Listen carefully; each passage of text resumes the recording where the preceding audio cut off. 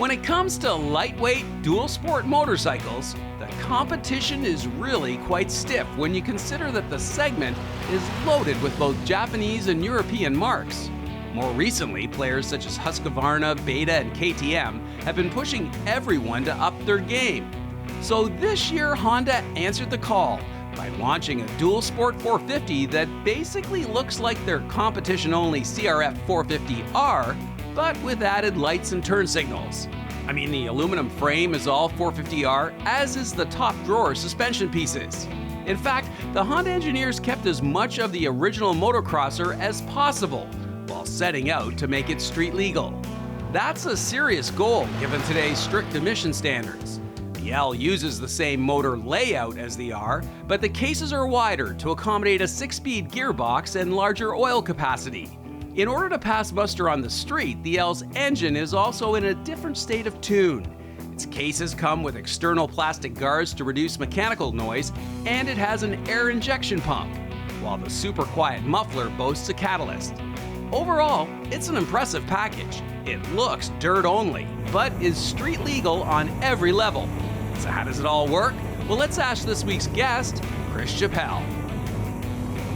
So Chris, I just can't believe how important this 450cc dual sport class is in terms of the world market. Honda has put a lot of effort into bringing this to market.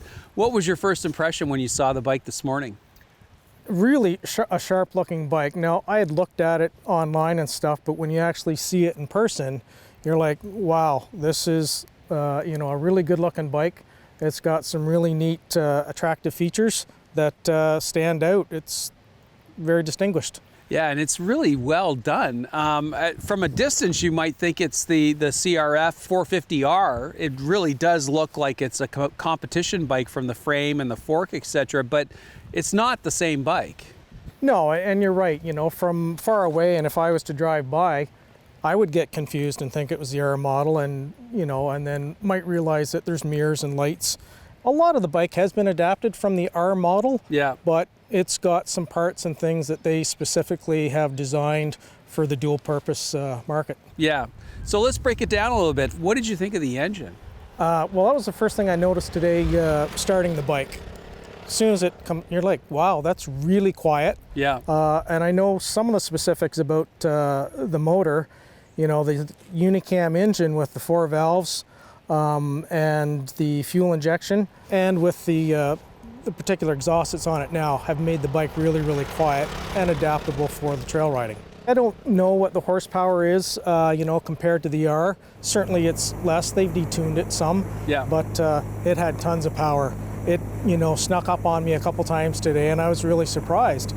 And especially if you're going to go off-roading, some of the hardcore motocross riders might look for some more horsepower. You don't need it with this bike. It's got tons of power. Now, suspension-wise, you can tell just by looking at that front fork, they've spared no expense on the suspension bits. What did you think? I mean, lots of potholes today. Yeah, I managed to get off-road a little bit, and I hit lots of potholes. For me, because I'm a little bit of a light rider, yeah, it was a little stiff, but it's a great suspension. You can see the carryover from the R model. Yeah. This is adjustable up front, and same thing on the rear. Yeah. You've got compression and rebound damping on both, yeah, and it works really well. What about the braking? That was one thing I noticed, is that the front brakes, you got to be really, really careful because they're so good. Mm-hmm. And when you're on the back roads like this and stuff like that with a little bit of gravel this time of year, a little bit touchy, but they work great. And I think they're, a carryover from some of the R model stuff as well too, with the Nissan calipers. Right. Now, it's obviously designed as a dual purpose. You're allowed to go off-road, on-road. As a result, mirrors, lights, the instrument pod. What did you think of just the street bits? So when I first got on the bike today, I checked my mirrors. They were easily adjustable, and the visibility from the mirrors was fantastic, which is great for when you're on, the asphalt and stuff like that.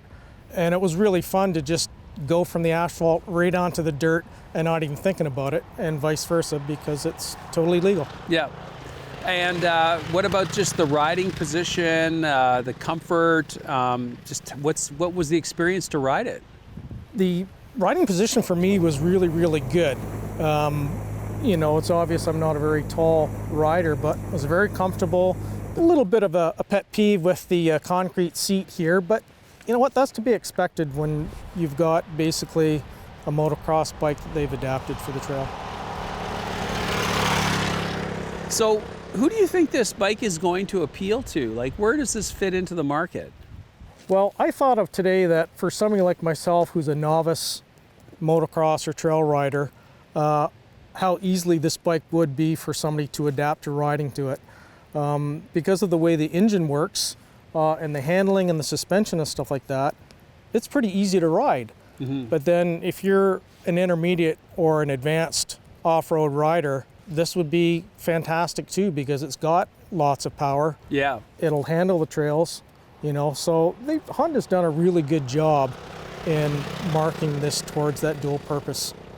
Well, thanks, Chris. Glad you came out today, and I guess you enjoyed it?